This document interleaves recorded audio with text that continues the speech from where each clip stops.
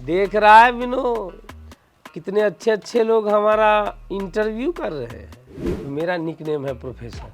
Professor?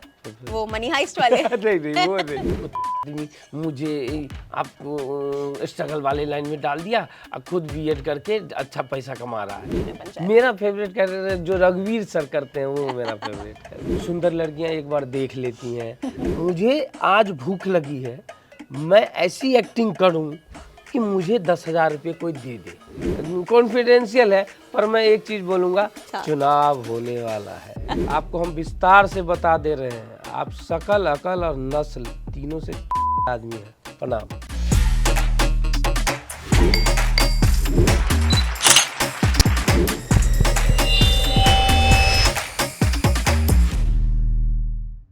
देख रहा है विनोद, मेहनत करके क्या कुछ नहीं किया जा सकता है। भाई आप देख रहे हैं सोशलाइज, मैं हूं निहारिका और हर थर्सडे 8 बजे हम आपको मिलवाते हैं एक कमाल के कलाकार से। तो आज हमारे साथ हैं दुर्गेश कुमार जी। आप इनको जानते होंगे बन राकस के नाम से, और भी बहुत सारे बेहतरीन काम किए हैं, लेकिन एक ही ऐसा काम था जो अपनी ऐसी छाप छोड़ के गया है कि सब लोग इनका नाम बस बन राकस ही बोलते रहते हैं। तो भाई आज इनसे बात करेंगे, इनकी जर्नी जानेंगे। हम इनको वेलकम करते हैं सोशलाइज पर। Welcome sir. वेलकम। क्या हाल चाल है आपके? जी अच्छे हैं। क्या खाया पिया, कैसे दिन की शुरुआत हुई? सबसे पहले तो यहाँ से शुरू करते हैं। आज एनएसडी हॉस्टल में था तो वहाँ आलू पराठा और धनिया की चटनी खाया। क्या बात, चाय? चाय भी। अच्छा, क्योंकि सबसे पहले लोग आपको बन राकस के लिए इतना सारा प्यार देते हैं, इतनी सारी आपकी मीम्स शेयर की जाती हैं। दिन में क्या अभी भी आपके पास वो मीम्स आते रहते हैं इधर जी उधर? आते रहते हैं, और अभी भक्षक का भी एक मीम चल रहा है, वो भी आता रहता है। और अभी कल रात में मैं बुद्ध जी की प्रतिमा लेने गया था उधर दिल्ली 6। तो उधर जो इलाका है अपने मुस्लिम भाई लोगों का, उधर भी 2-3 लोग पकड़ के बोले थे, आपको देखा है कहीं, आप वही हैं क्या? मैंने बोला हाँ पंचायत, हाँ हाँ आपको जानते हैं। तो मुझे लगा कि देखो दिल्ली 6 के लोग भी मुझे जानते हैं। तो आपके इतने सारे वायरल मीम्स है, उसमें आपका फेवरेट कौन सा है? मेरा सबसे अच्छा फेवरेट है वो, मैं बोलता हूँ कि नाम क्या है, पाब्लो यादव, फिर थप्पड़ पड़ता है, फिर बोलता है प्रदीप यादव। वो वाला जो माँ बाप ने रखा था। अच्छा, ऐसा कभी हुआ है आपने अपना कोई निकनेम रखा था बचपन में या ऐसा नहीं, कुछ? अभी मैं सोचता हूँ, अभी एक निकनेम मैंने ढूंढा है। जब से मैंने अपनी थिएटर कंपनी बनाई है तो मेरा निकनेम है प्रोफेसर। प्रोफेसर? वो मनी हाइस्ट वाले? नहीं वो नहीं। अच्छा, तो सबसे पहले ये बताइए कि इतने सारे काम आपने किए, फिल्म्स की, ओटीटी पे काम किया, और उसके बाद एक ऐसी चीज पकड़ में आई जिसका शायद किसी को भी मालूम नहीं था, कि जब शायद आपने ये डायलॉग बोला होगा आपको भी नहीं लगा होगा, ये बहुत मामूली सी चीज है। कब आपको मालूम पड़ा यार ये तो वायरल हो गया? मतलब वो पॉइंट कहाँ था? टैगिंग होने लगी, फोन आने लगे, कहाँ से शुरुआत हुई? वो अचानक हुआ। मुझे अशोक पाठक दा जो विनोद का रोल करते हैं, उन्होंने बोला दुर्गेश ये तो बहुत शेयर कर रहे हैं लोग, बहुत शेयर कर रहे हैं लोग। तो मैंने देखा कुछ पॉलिटिकल पार्टीज भी जब शेयर करने लगी तो मुझे लगा कि अब ये लगता है कुछ बड़ा हो गया है। तो उस दिन पहली बार मुझे लगा। क्या रिएक्शन रहा आपका, क्या रिस्पॉन्स रहा? घर वालों का, फोन, रिलेटिव्स का? नहीं, मेरे घर वालों के लिए नॉर्मल बात है, ईमानदारी से बताऊं। मेरे बाबूजी प्रोफेसर रहे हैं, अभी थोड़े बीमार रहते हैं। बड़ा भाई केमिस्ट्री का टीचर है, तो वो लोग के लिए नॉर्मल है कि जैसे एक रोजी रोजगार चलता है ना इंसान का, तो बोलता है तेरी रोजी चल रही है, तो अल्लाह को अस्फकुर अल्लाह बोलते हैं, वो करते रहना कि भगवान माफ़ करना, ओवर कॉन्फिडेंस ना आ जाए, तो यही बोलते हैं। और दोस्तों यारों में एनएसडी के ग्रुप में? दोस्तों यारों एनएसडी में 2-3 वही होता है, 50-50 होता है। कुछ जलने लगते हैं और कुछ बोलते हैं कि यार तूने बहुत अच्छा काम किया, बहुत अच्छा काम किया। और कुछ लोग कैसा एक्टर है, अच्छा काम करने लग गया, ऐसे भी बोलने लगते हैं। अच्छा, बहुत सारे मीम्स वायरल हुए। विनोद वाला तो सभी को याद होगा, उसके अलावा 2 बच्चे हैं, मीठी खीर, और एक वो जो आके कहते हैं कि सच बोले भूषण भैया। आप मतलब आपको इनमें से किसी की भी हिंट लगी थी यार ये बढ़िया डिलीवर हुआ है? जी नहीं, मैं एकदम ईमानदारी से बोलूं, और मैं एक आपके सामने पहली बार 1-2 जगह बोला है, पहली बार बोलूं कि मैंने ये सब डिप्रेशन में शूट किया हुआ है। अच्छा। मेरे पिताजी को ब्रेन हेमरेज हुआ, उसके बाद मैं दुखी हो गया, और उसके बाद मैंने पंचायत 2 की है, रेड चिली की भक्षक की है, और आमिर खान प्रोडक्शन हाउस की लापता लेडीज की है। उसके बाद मैं रिवाइव हुआ हूँ डॉक्टर से दिखाने के बाद। फिर मैंने पंचायत 3 और नेक्स्ट किया है। ये बहुत ही बड़ी बात है कि इंसान इस चीज़ से पर्सनल लाइफ में डील कर रहा है, लेकिन उसको अपना कैरेक्टर को पकड़े रखना है, और बहुत बड़ी बात है। Thank you. पंचायत की बहुत बात होती है, उसके अलावा आपने बताया बहुत सारी मूवीज़ भी आपने की हैं। आपका पहला प्रोजेक्ट हाईवे था, जो आपको दिल्ली से ही मिल गया जी था। जी। तो कैसा रहा वो जर्नी, कैसे स्टार्ट हुई कि इंडस्ट्री में आपकी एंट्री हो रही है? अच्छा, तो मैं बता दूं, उस समय मैं national school of drama repertory company में था। तो हम लोग का क्या होता है कि एनएसडी पास आउट करने के बाद फेलोशिप मिलता है, फेलोशिप के बाद आप रेपेट्री ज्वाइन करते हैं। तो ऐसा ही हुआ, रेपेट्री मिल गया मुझे, 1 साल काम किया। तो लेकिन रेपेट्री में बड़े रोल नहीं मिलेंगे आपको, आपको कोरस में ही, क्राउड में ही काम करना रहता है। तो मन थोड़ा दुखी रहता था। तो शाम को ऐसे मंडी हाउस में बैठा था, मेरा एक मित्र है आकाश डब्बास, जो कि मेरे साथ थिएटर करता था। तो उसने मुझे कॉल किया कि दुर्गेश एक रोल है, ऑडिशन देगा क्या?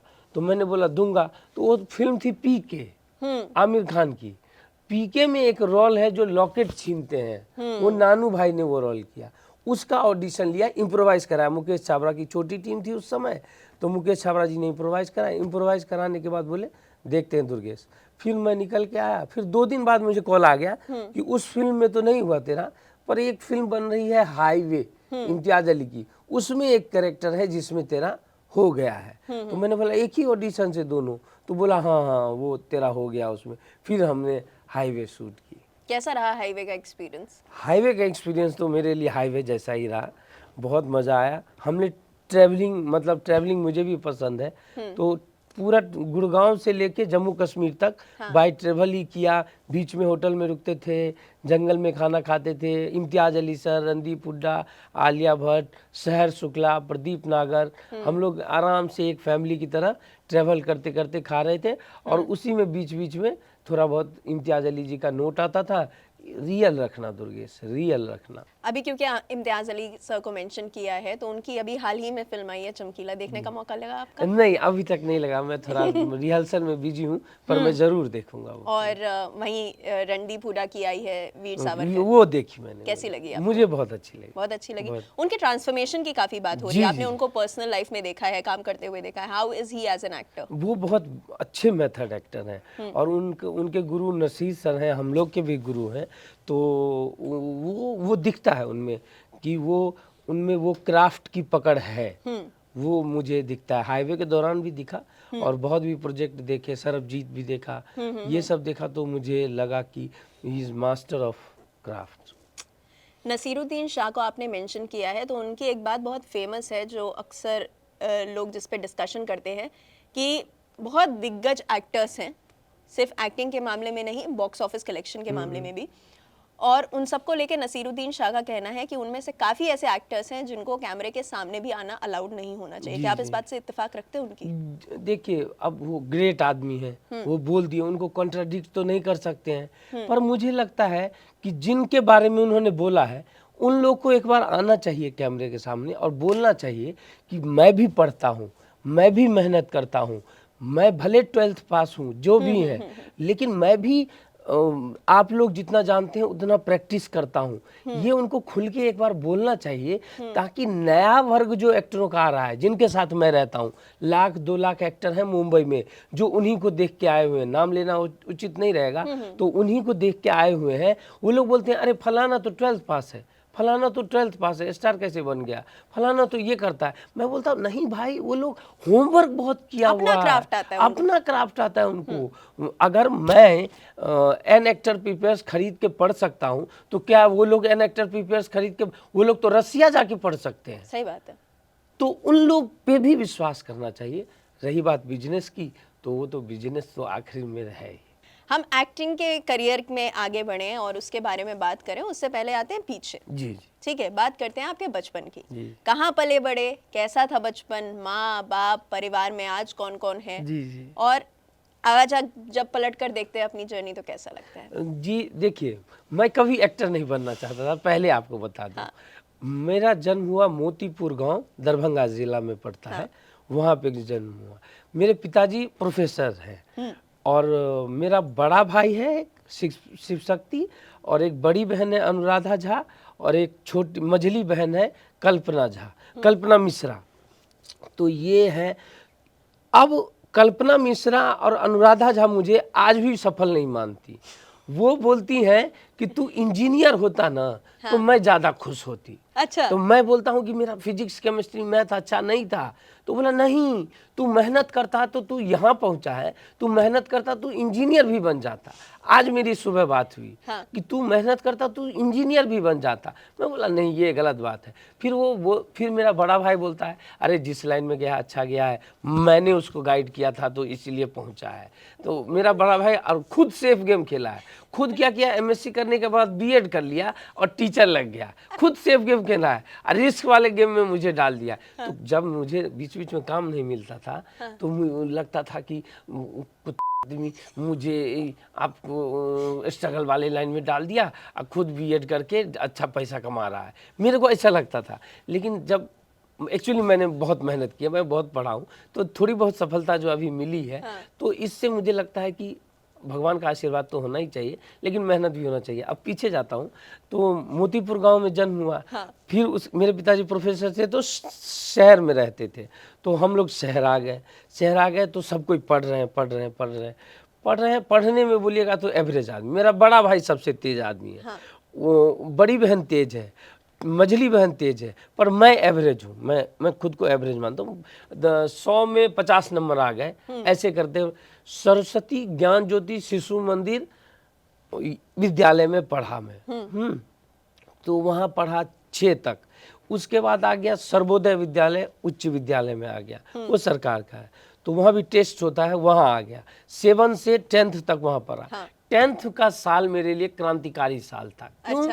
क्योंकि वो 98 था। 98 में आई थी सत्या, और मेरी बहन सत्या देख के आई। दोनों बहन नवादा गांव में भगवती का बहुत बड़ा मंदिर है, वो बहुत प्रतिष्ठित मंदिर है, वहाँ से रात में देख के आई दोनों। और क्या होता था कि मेरा भाई कुछ देखे और मेरी बहनें कुछ देखें, वो आके मुझे सुनाए कि वो क्या डांस किया है, क्या एक्टर आया है। अब बड़ा भाई बोले अरे वो लड़का यूपीएससी क्रैक कर गया, वो लड़का ये कर गया, दुर्गेश तुझे भी कुछ करना चाहिए ऐसा। तो ये तीनों मुझे, अब तुम कुछ करोगे वो बताते नहीं थे, खाली मुझे ही बताते थे कि ये हो गया वो हो गया, समाज में ये चल रहा है। 98 से लेके 2001 तक हमारे यहाँ अखबार आता है हिंदुस्तान, उसमें ले बेरी जॉन का इंटरव्यू, ले मनोज वाजपेयी का इंटरव्यू कि 3 बार एनएसडी नहीं हुआ, नेशनल अवार्ड मिल गया। लोग उस पर सफाई भी दे रहे हैं एनएसडी वाले कि हाँ कभी कभी होता है, एडमिशन नहीं हो पाता है। उसका क्या जादू है वो वही जाने। मेरा भी एडमिशन हो गया, पर मुझे भी नहीं पता मेरा क्यों हो गया। तो ये मुझे भी नहीं पता, कोई भी नहीं बता सकता कि इसका क्यों हो जाता है। तो ये वाली बात हुई। तो फिर पीछे जाते हैं तो 10th किया, 11 2001 में आईआईटी का एग्जाम भरा। उसके बाद मैं 9 दिसंबर को 2001 में आईआईटी का एग्जाम देने आया, और मेरा भाई मई में आ चुका था दिल्ली यूपीएससी की तैयारी करने के लिए। अच्छा। तो आ चुका था, तो उसने दिल्ली यूनिवर्सिटी, जेएनयू, जामिया मिलिया इस्लाम में सारा छान मारा था कि कहाँ से बीएड करेगा वो। अच्छा। हाँ वो छान, और साथ में इंदिरा गांधी स्पोर्ट कॉम्प्लेक्स है वहाँ, और मंडी हाउस का भी चक्कर लगा लिया था कि कहाँ पॉसिबिलिटी बनती है कि छोटे भाई को किधर डालूं। अच्छा, तो वो रिसर्च करके, हाँ वो रिसर्च करके 6 महीने से बैठा। मैंने आईआईटी का एग्जाम दिया, भाई को ईमानदारी से बोल दिया कि भाई मेरा इंजीनियरिंग सब में नहीं होगा। तो भाई ने बोला दोबारा भरना भी मत। और 11 दिसंबर को एनएसडी कैंपस में साइड में एक उद्देश्य ग्रुप चलता है अजय कटारिया जी का, वहाँ पे 500 रुपया दिया, बोले इसको एडमिशन लीजिए और 200 रुपये महीने पे वर्कशॉप कराइए। 45 दिन का वर्कशॉप किया। पहला नाटक था ताजमहल का tender, VC Paul auditorium, Chittaranjan park, 5 फरवरी और 6 फरवरी 2002 को शो किया। उसके बाद पीछे मुड़ के नहीं देखा। क्या बात है, रिजल्ट भी नहीं देखा आईआईटी का? नहीं रिजल्ट भी नहीं देखा है। और माँ बाप को क्या बताया गया? नहीं, मेरे माँ बाप जी ज्यादा बोलते नहीं है।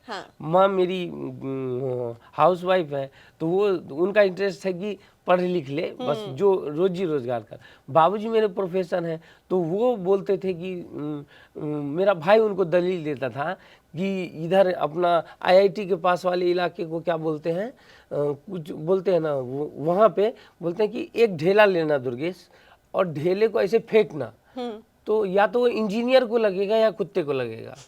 तो इतना इंजीनियर हो गया हुआ है यहाँ पे, तो इंजीनियरिंग में मत जा। ये वाली दलील आपने अपनी बहनों को नहीं दी? नहीं, ये वाली दलील ये बताना चाहिए उनको कि इतने इंजीनियर हैं, एक्टिंग करने दो मुझे।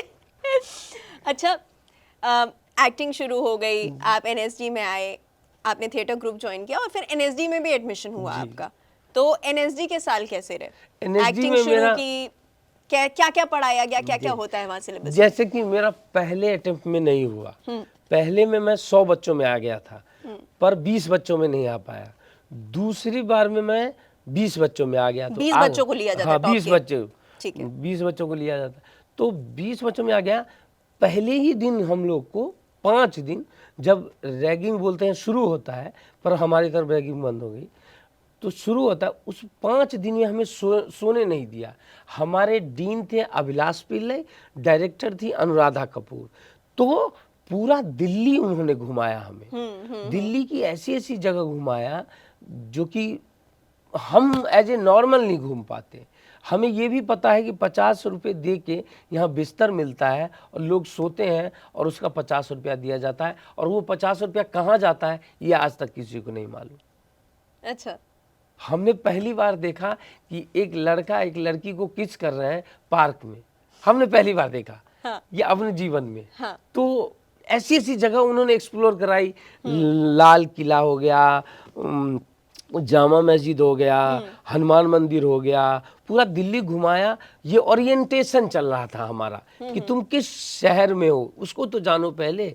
दिल्ली 6 घुमाया उन्होंने, फिर हमें बिरयानी भी खिलाई जहाँ की फेमस है वहाँ की, और फिर हमें बड़े बड़े टीचर जो इंडिया के हैं वो लोग आके अपना ओरिएंटेशन दे रहे थे कि ये सब्जेक्ट होता है, कविता होती है, कहानी होती है, उपन्यास होती है, पेंटिंग होती है, म्यूज़िक होता है। उस पे हमारी क्लास चली, और पहले टीचर हमारे आए जिनको मैं मानता हूँ आदिल हुसैन सर, जिन्होंने poor theatre towards the poor theatre इस मेथड पे 6 महीने काम कराया और मेरी लाइफ बदल गई। आज भी मैंने एक थिएटर कंपनी डाला है जिसका नाम है the poor theatre company.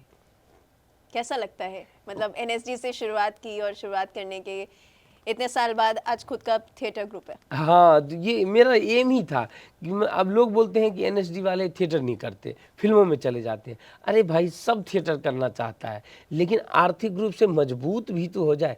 Personally तो किसी को रूम रेंट नहीं देंगे आप, रूम रेंट तो निकालना पड़ेगा ना मैडम। आप बॉम्बे जैसे शहर में रह रहे हो, दिल्ली जैसे शहर में रह रहे हो, रूम रेंट देने तो सरकार नहीं आ रही, वो तो मुझे खुद कमा के निकालना है। तो मैं जब ताकतवर होऊंगा तभी तो थिएटर करना शुरू करूंगा। तो आज मुझे लगता है कि मैंने थोड़ा अचीव किया है, उस पैसे को थोड़ा बचा हुआ है, एक घर खरीद लिया हूँ छोटा सा यारी रोड में, और थोड़ा सा पैसा थिएटर में लगा रहा हूँ, बस। Life in a full circle. Life in a full circle. क्या बात है। अच्छा, आप यहीं थे, एनएसडी में काम वाम चल रहा था आपका, और हाईवे मिल गई। जी जी। और हाईवे 2014 की बात है, और उसके बाद पंचायत 2020। जी जी। बीच में 6 साल है। तो ये टीवीएफ से मुलाकात कहाँ से हुई जी, और उसके बाद ये रोल कैसे मिला? टीवीएफ में एक है नवनीत रांगा करके एक कास्टिंग डायरेक्टर है जो कास्टिंग वे में कास्टिंग करते हैं। उन्होंने मुझे फोटोग्राफर का एक कैरेक्टर है, देखिएगा फर्स्ट सीजन में जो फोटो खींचता है, उस कैरेक्टर के लिए बुलाया था।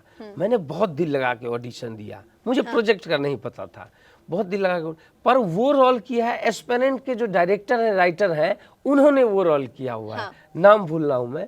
तो फिर मुझे बोला दुर्गेश एक सीन है, करेगा क्या? तो मैंने बोला करूँगा दादा, बेगर्स कांट बी चूजर, मैं करूँगा दादा। फ्लाइट से गया, 2.5 घंटे में शूट किया और फ्लाइट से आ गया। वो था 2 बच्चे हैं मीठी खीर, उससे ज़्यादा पावासी, वो वही सीन था। हाँ। उसके बाद दूसरा सीजन में लोगों को ऑडिशंस आ रहे थे। मैं बोला यार मैं तो पहला सीजन कर लिया, मेरा कुछ होगा नहीं। दूसरे सीजन में मैं एक दोस्त को मदद करने के लिए गया, विनोद का एक सीन है ना, वो सीन का ऑडिशन चल रहा था, तो उसमें मदद करने गया मैं उसको, तो साइड में दिख गया मैं ऑडिशन कास्टिंग बे को। उसने मुझे कॉल बैक किया, गुलशन ने, कि दादा आप क्यों ऑडिशन में लगे हो, आप क्यों ऑडिशन दे रहे हो, आपका तो 20 दिन का कैरेक्टर हो गया है। तो सेकेंड सीजन में मैंने 20 दिन का शूट क्या किया। बात है। और उसके बाद अब जो थर्ड सीजन आ रहा है, थर्ड सीजन आ रहा है, उसके लिए कॉन्फिडेंशियल है अभी। अच्छा चलिए, टीवीएफ हुआ, पंचायत बनी, इतने फेमस हुए आप, उसके बाद क्या फिल्मों में या फिर ओटीटी में हालात कुछ बदले, या फिर कि लोग अब अप्रोच कर लेते हैं, या फिल्में मिलने में थोड़ी सी आसानी हो जाती है, या विजिबिलिटी बढ़ गई, ऐसा कुछ हुआ है? जी जी हुआ है मेरे। उसके बाद पंचायत के बाद मेरी आई भक्षक भी आई, रेड चिली की। मेरे अच्छे डायरेक्टर हैं पुलकित जी, उनके साथ बहुत काम किया मैंने। और उसके बाद भक्षक आई रेड चिली की। उसके बाद आमिर खान प्रोडक्शन हाउस की आई लापता लेडीज। वो दोनों का रिस्पांस अच्छा है, दोनों में अच्छे कैरेक्टर हैं। तो वो आई, वो राम रावत ने मुझे दिलाया वो लापता लेडीज, और ये भक्षक कास्टिंग एमसीसी ने दिलाया। तो ये है।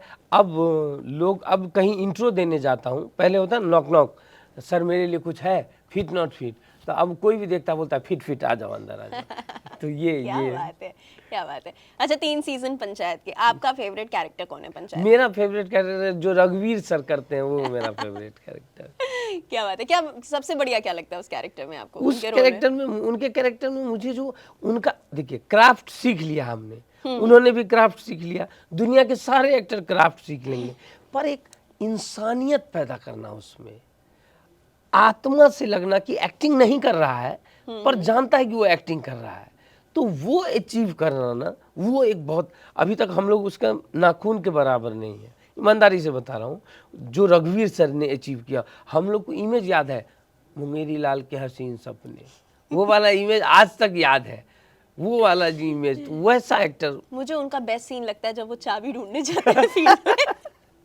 जब वो खेत में चाबी ढूंढ रहा था, मेरा वो एकदम पसंदीदा सीन है। और मैं बता रहा हूँ, वो भी मुझे डायरेक्टर सर ने बताया, वॉइस ओवर में सारा उन्होंने डब किया बाद में हैं? पहले तो घूमे हैं और वहाँ कुछ बोले हैं, वॉइस ओवर में उन्होंने इम्प्रोवाइजेशन में स्पॉन्टेनिटी के साथ डबिंग किया उसका। क्या बात है, कोई बता नहीं सकता कोई उसे। बता नहीं सकता, कोई बता नहीं सकता। आप नहीं बताते तो मुझे कभी पता नहीं चलता कि ऐसा कुछ हुआ है।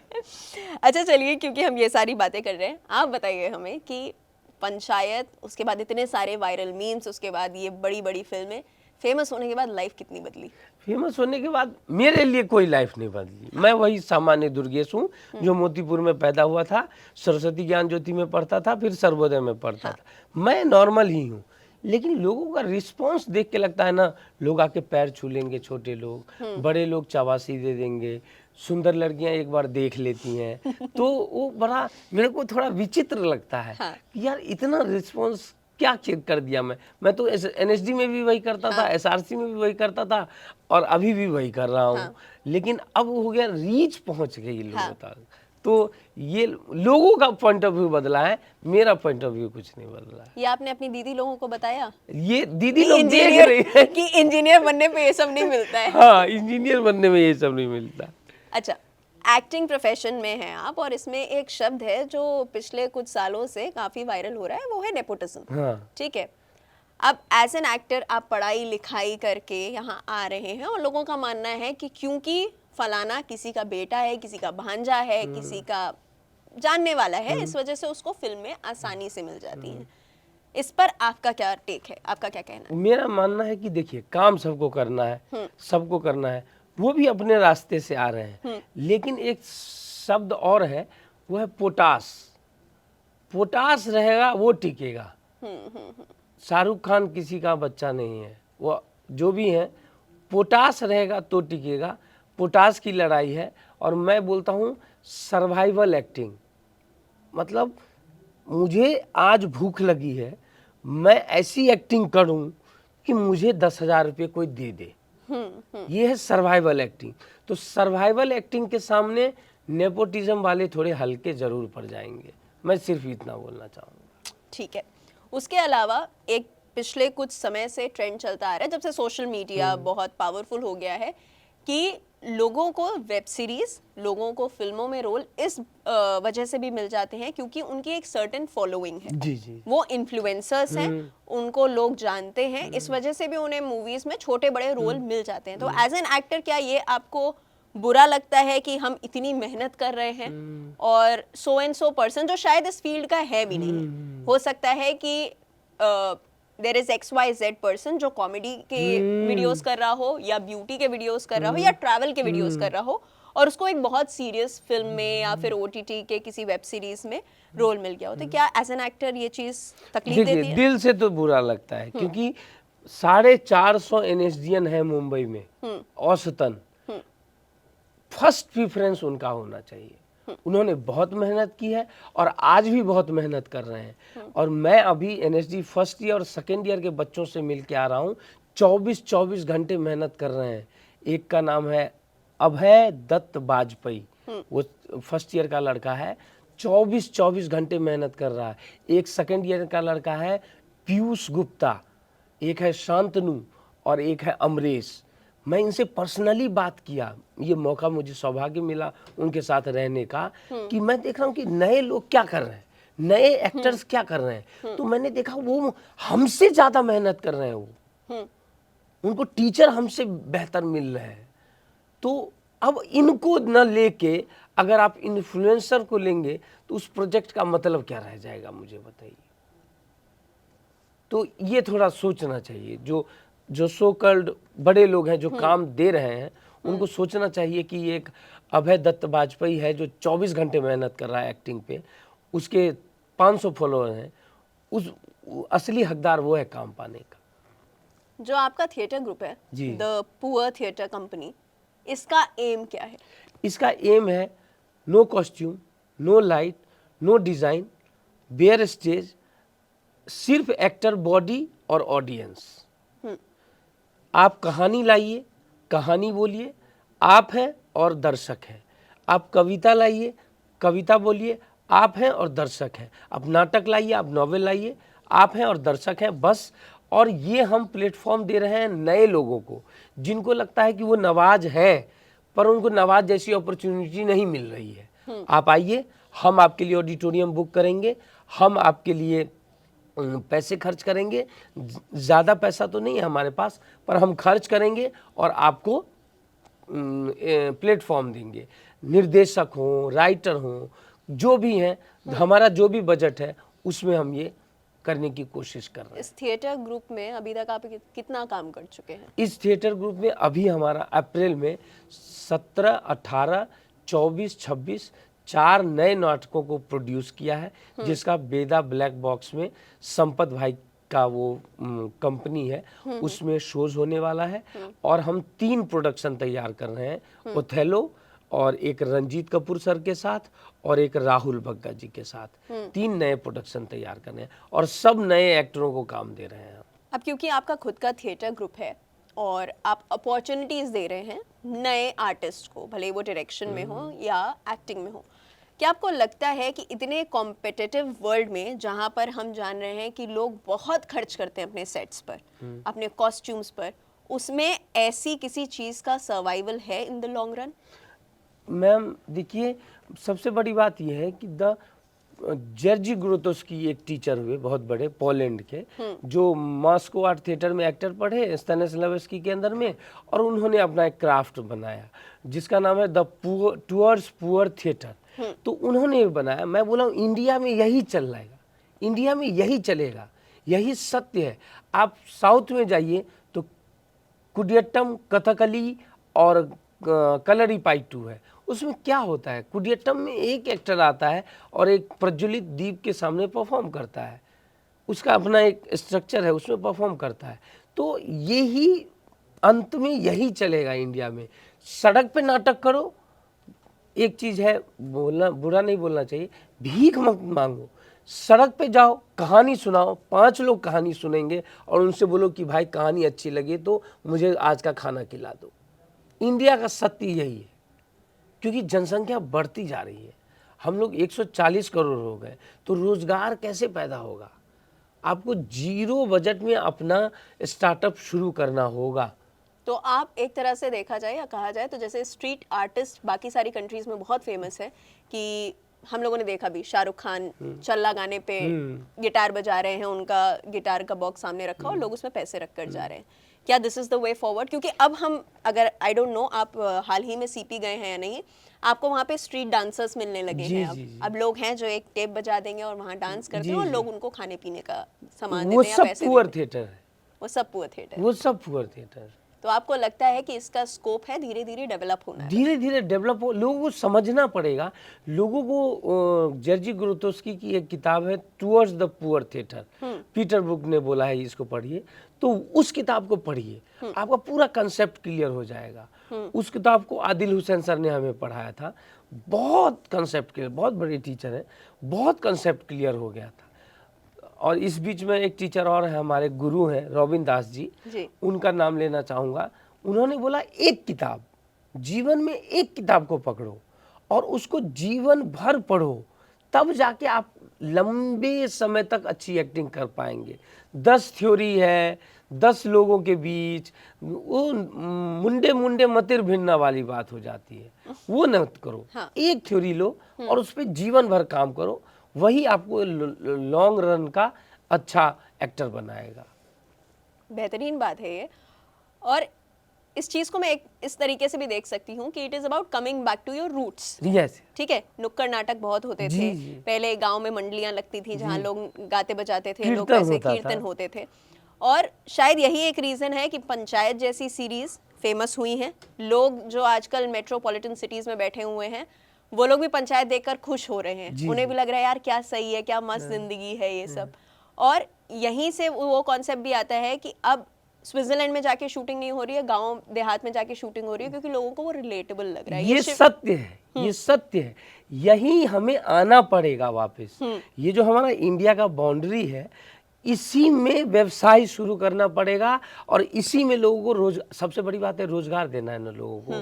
तो अगर आप पंचायत शूट कर रहे हैं बलिया में, तो वहाँ के 4 लोगों को काम तो मिला। सही बात है, आप स्विट्जरलैंड शूट करेंगे, वहाँ के 4 लोगों को काम मिलेगा। सच बात है। तो ठीक है, हम वसुधैव कुटुंबकम भी बोलते हैं, हाँ। पर लेकिन स्वरोजगार भी तो हमें शुरू करना होगा, अगर मीडिया के पॉइंट ऑफ व्यू से देखें तो। नहीं, बिल्कुल ज़रूरी है। जो काम हम अपने धरती पर कर सकते हैं उसके लिए हमें बाहर जाना, क्योंकि हर चीज़ का कॉस्ट भी तो मल्टीप्लाई हो जाता है जी, ना। जी। और अपने ही लोगों को रोजगार मिल रहा है तो ज़्यादा बेहतर बात है। जैसे कि बात आप बता रहे थे पंचायत की, आपने बलिया में शूट किया।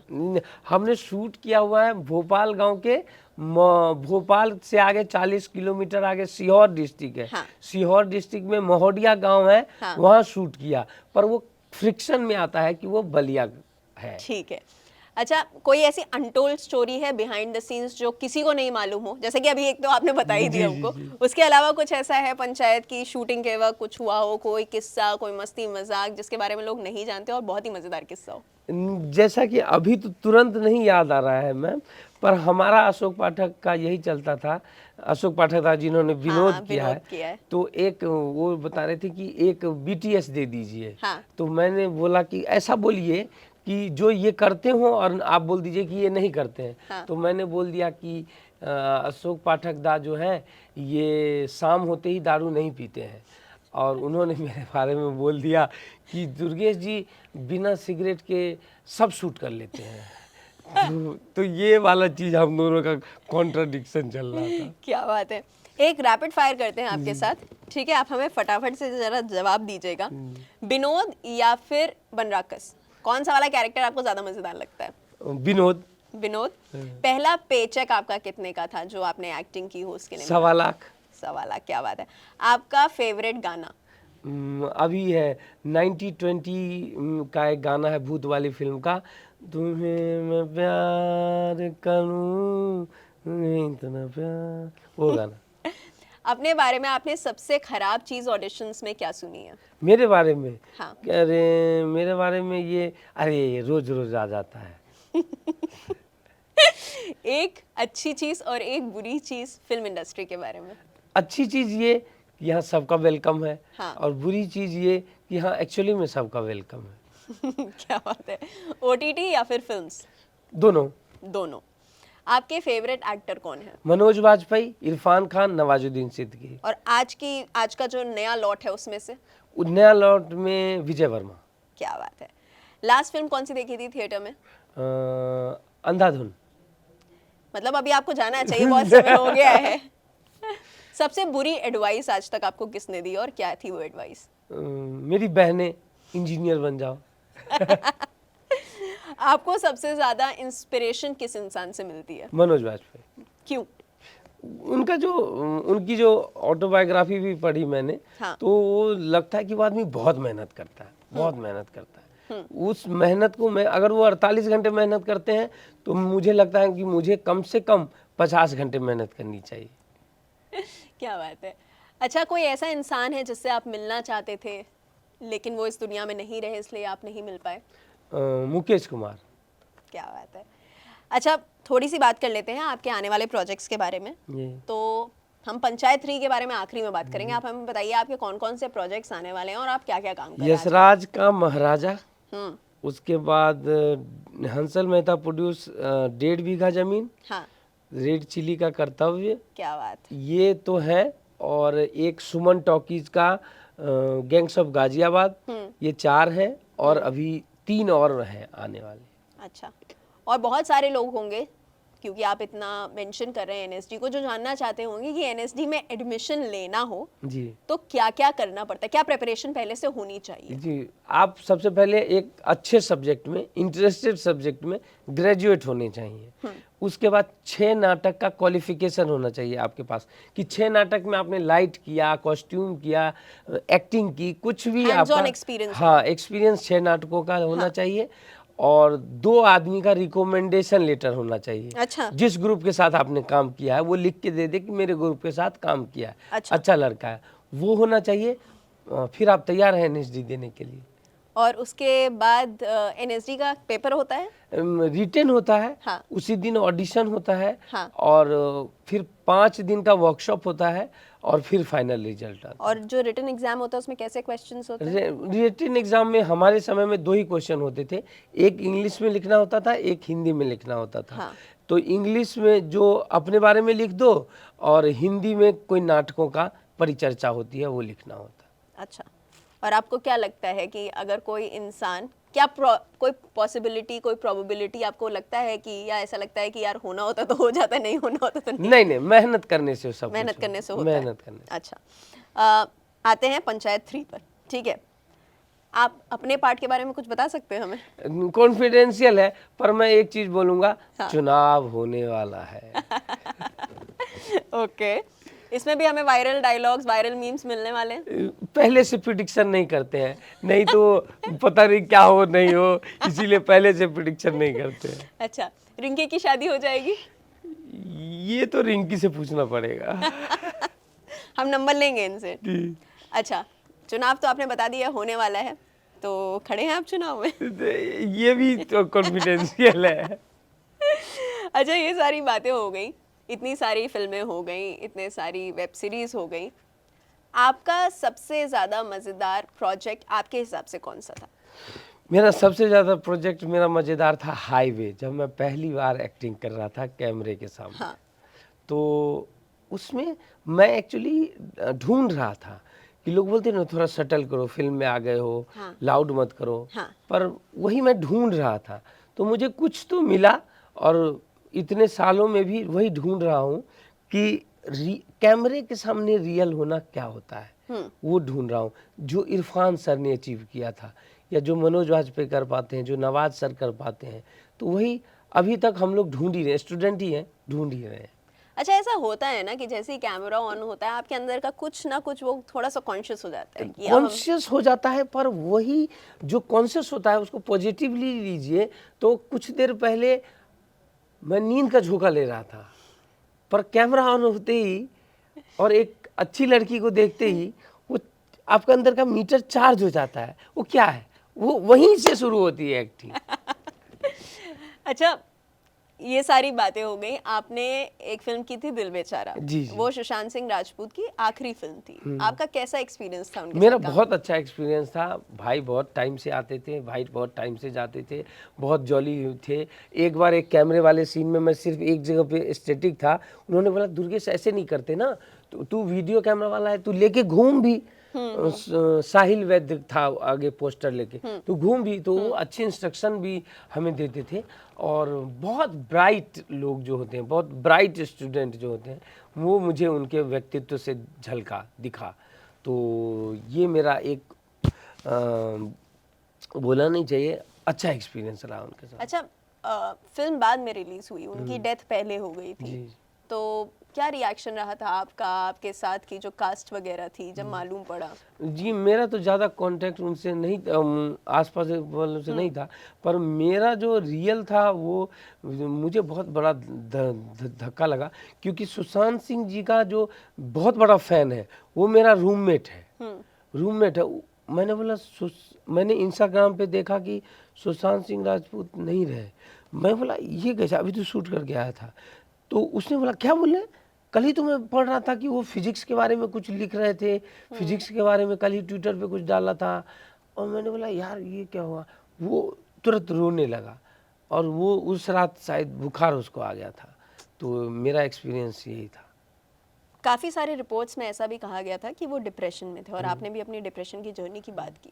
तो बहुत सारे लोगों को लगता है जब इंसान डिप्रेशन में होता है ना, तो वो बड़ा शांत हो जाता है, बातें करना बंद कर देता है, जबकि बहुत सारे लोगों की ऐसी भी वीडियो सामने आई हैं कि इंसान हंस खेल रहा है, बातें कर रहा है, उछल कूद रहा है, और उसके कुछ समय बाद ही उसने खुद की जान ले लिया, ऐसा कुछ किया। तो आप इसके बारे में कुछ शेयर करना चाहेंगे? मैं ये बोलना चाहता हूँ, सब देखिए हमारी पूरी बॉडी है ना, ये केमिकल से बनी हुई है। हाँ, बनाना जैसे है ना, बनाना केला, केला में जितना पानी है ना, केला जिस चीज़ से बना है ना, हम लोग भी उसी चीज़ से बने हैं। हम लोग 80 साल के किराए पे आए हुए हैं, सब कोई 80 साल के किराए पे इस धरती पे आए हुए हैं।